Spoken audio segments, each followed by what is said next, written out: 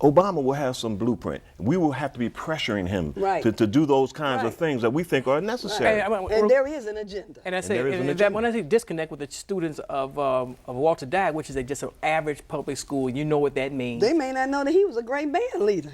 He taught a whole lot of musicians. I know. Well, I did ask the question, and some people did. Some of the students didn't know. There are some good students there.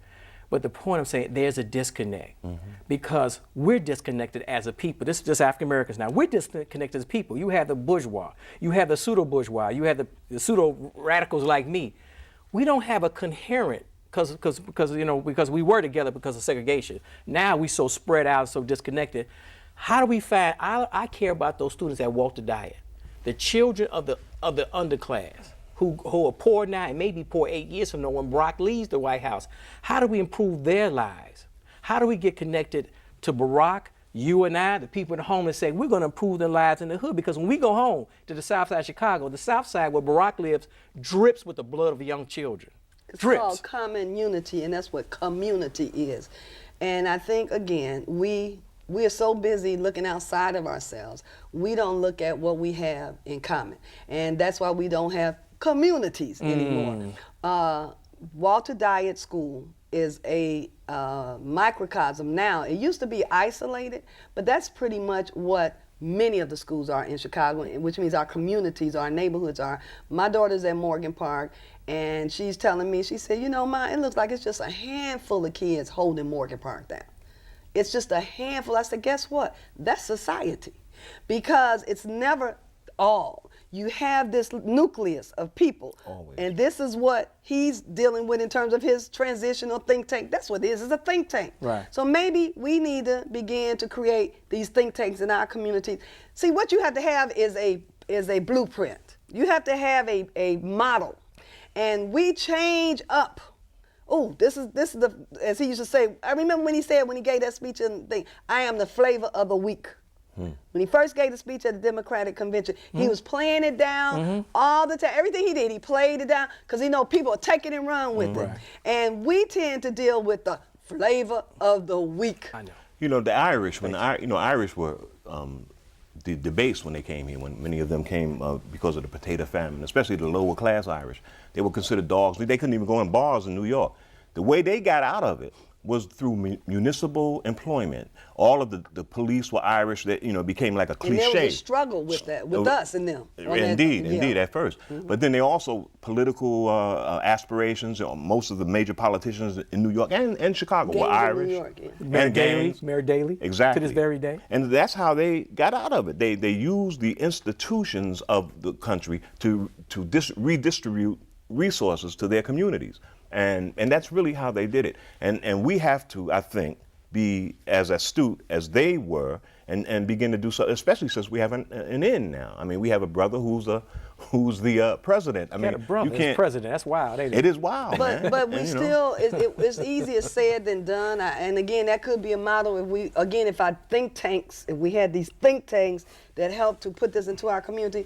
But the reality of the matter is, and I'm not speaking to us as victims, but I mean, we don't have a base.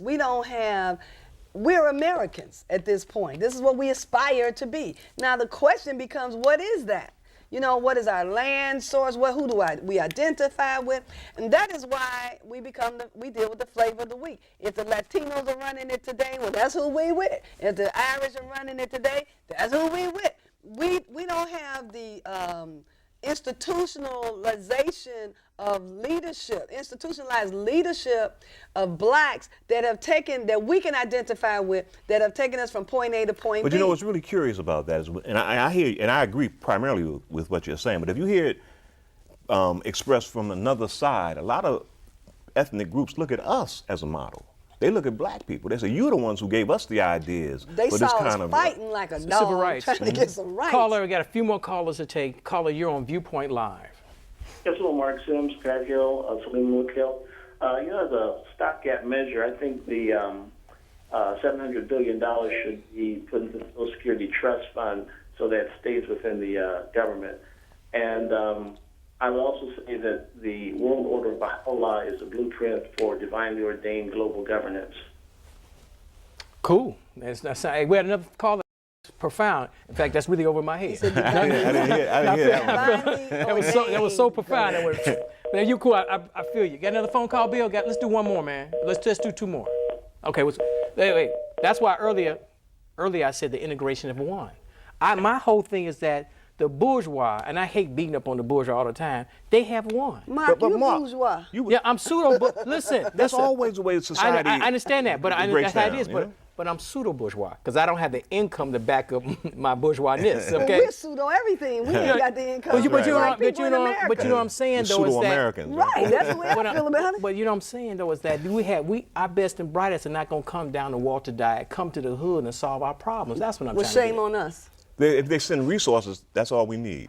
Let them send if they have the access to the resources know and what they to can do. redistribute them, we can We handle know what that. to do, because that's been our entire, that's been our plight, is not being able to access. And you have examples throughout history and our existence in America is what I'm saying, where when those resources came together for whatever short period of time, we knew what to do. Those are the times we made our gains. And then there's some other things that we should not be in denial about in terms of our culture and American culture.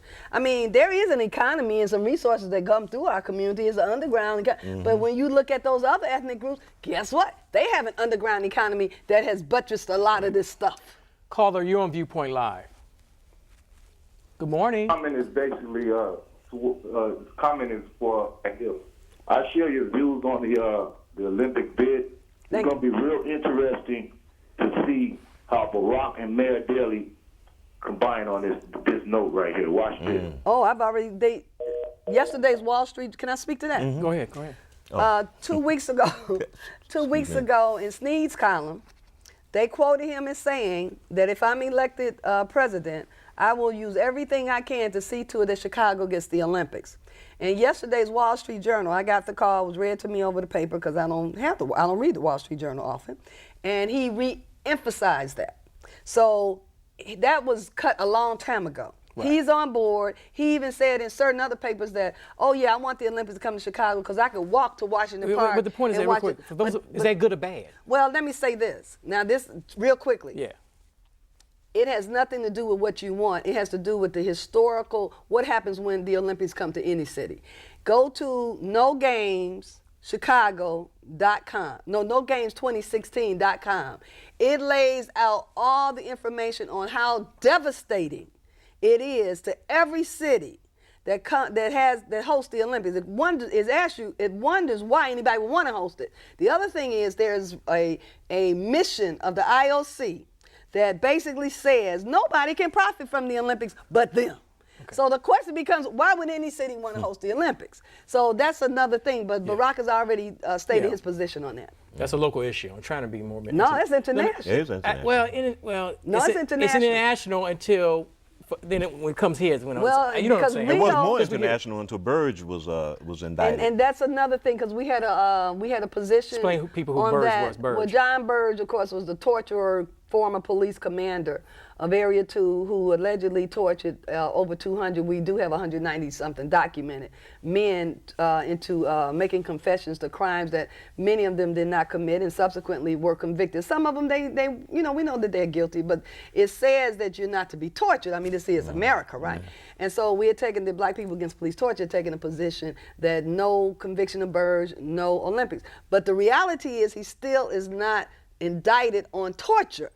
So that has not been resolved. He's indicted, which is an international issue. Right, international. And Chicago, by the Committee to End Racial Discrimination in the United Nations, has been termed the torture capital of the world. So the point, or capital of America, and now we're leading the country in homicides. The murder capital of the world, right here in Chicago. So the point is, there are a lot of things, but I just want people to understand that just because Burge has been indicted, and as the U.S. Attorney says, there will be other indictments, we anticipate within the next 30 to 90 days before year end that they will come down.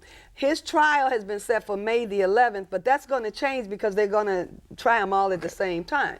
So the Olympic piece is still on the table. No Games 2016. All right, one last phone call, then we got to cram it all in. One last phone call at Viewpoint Live, you're on. Yes, hello. Hello. Yes, this is Ricardo. I'm listening to the program, and I know we just won an election